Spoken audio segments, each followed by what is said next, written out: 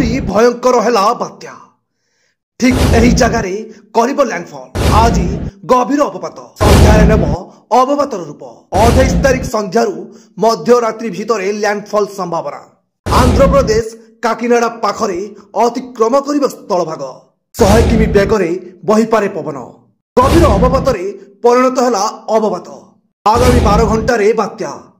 आज सकाल 5:30 बेले उपग्रह पर्यवेक्षण। गतकालीर अवपात घनीभूत हो तीव्र अवपात परिणत होइछि।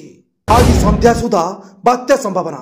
यह गोपालपुर ठारू 970 किमी एवं काकीनाडा ठारू 890 किमी दूर में केन्द्रीभूत।